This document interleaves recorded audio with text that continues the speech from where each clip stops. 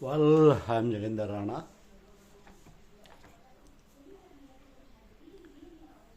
The topic of the day is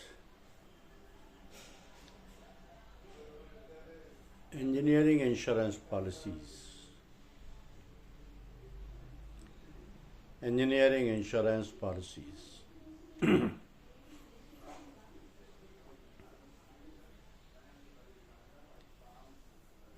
There are various policies under the engineering section, and the object of these policies is to provide the financial protection.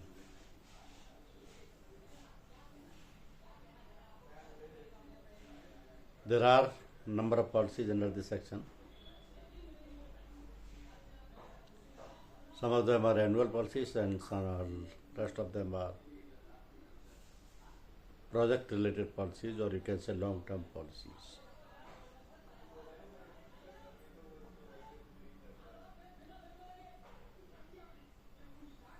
So, for example, contractor or risk insurance.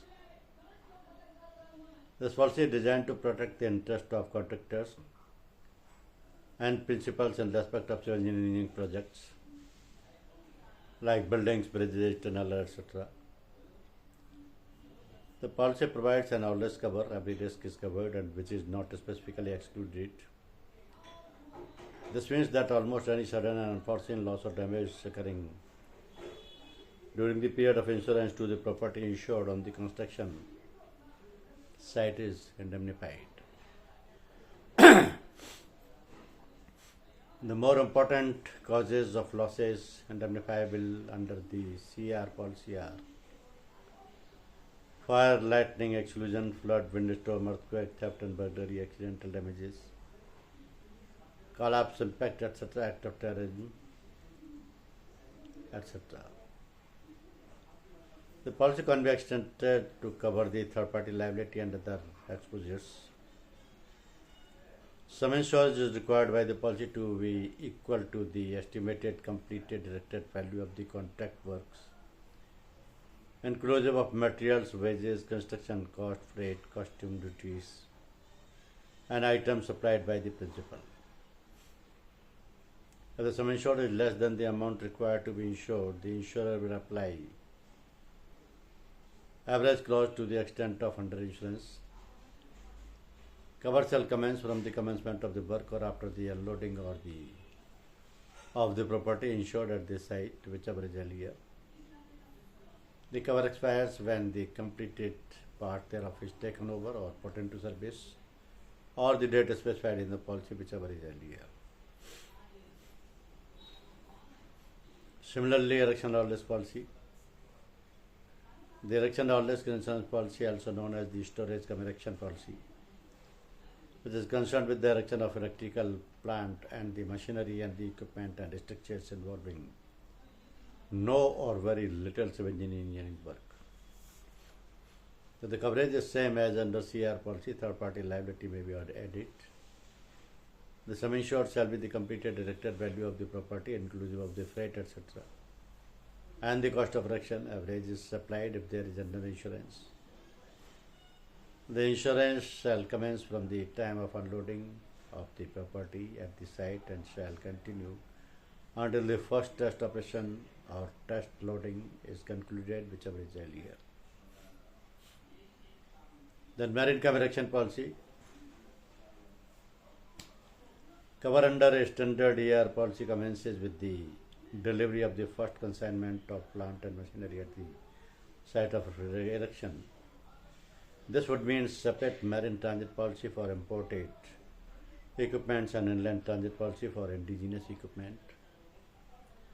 So under a composite marine erection policy, coverage starts from the moment the equipments leave the manufacturer's warehouse within the country or overseas and continues during the voyage to the part of entry, unloading, or part of entry, inland transit to the site of erection, including incidental storage and thereafter during erection, testing and commissioning.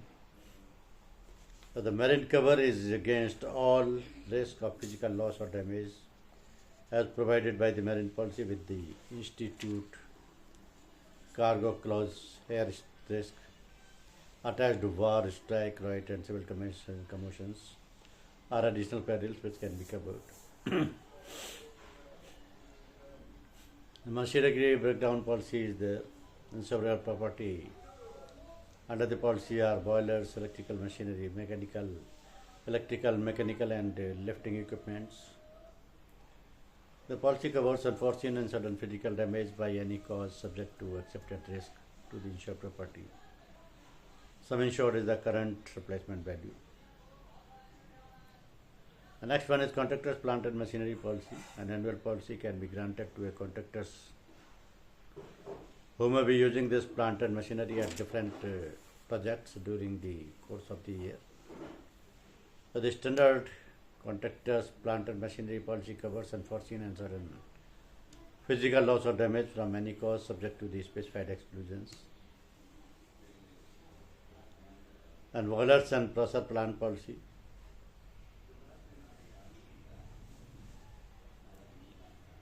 The policy covers boilers and pressure vessels against damage other than by fire to the boilers and to surrounding properties of the insured.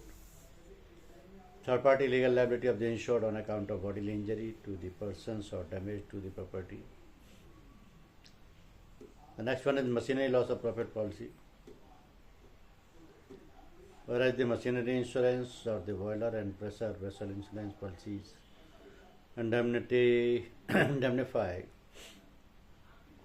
and insured against material damage resulting from or breakdown and or explosion collapse respectively. Such damages may also result in business interruptions at the insured premises.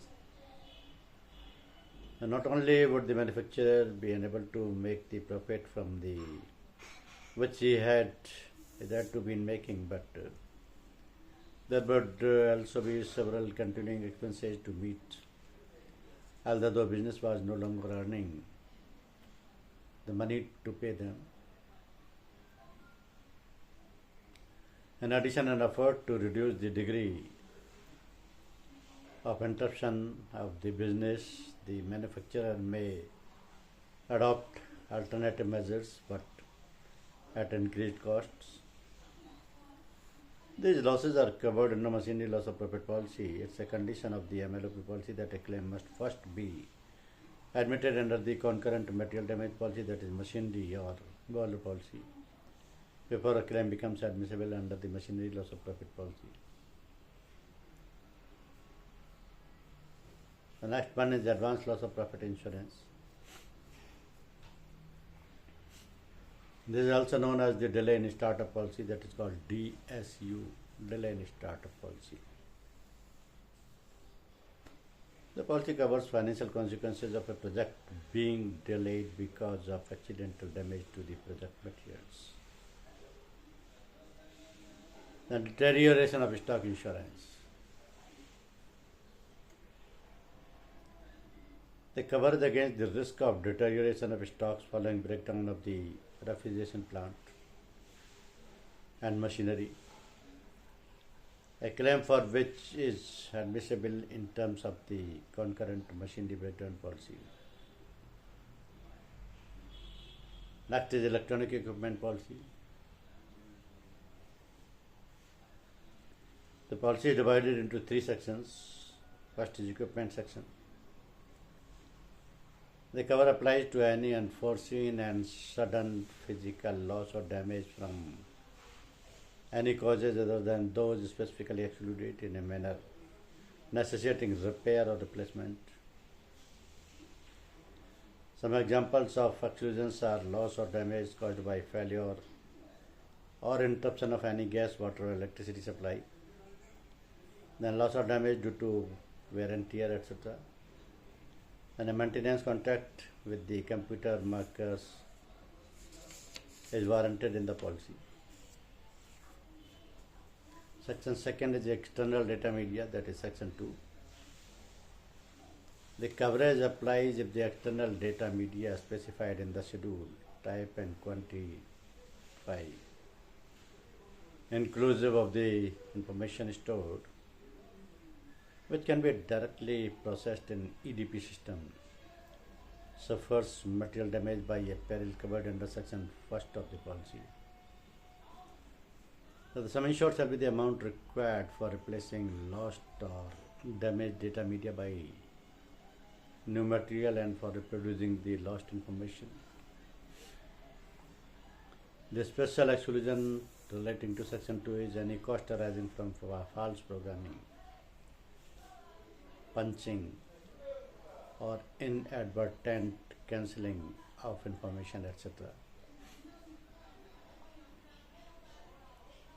Section 3 is increased cost of working. This section indemnifies the insured for all additional costs incurred to ensure continued data processing on substitute equipment. If such costs are incurred as an unavoidable consequences of loss or damage, indemnifiable under material damage section of the policy.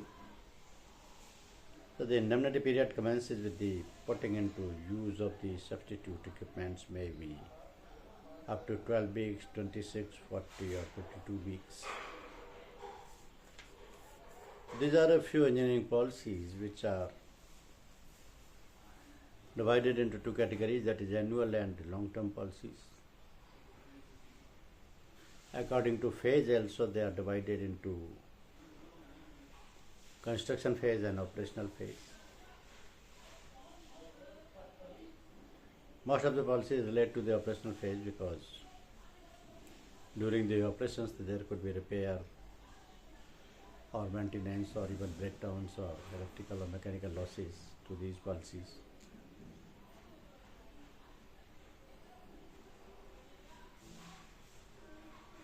So all the engineering policies are aimed to provide the financial protection to the insured. Thank you very much.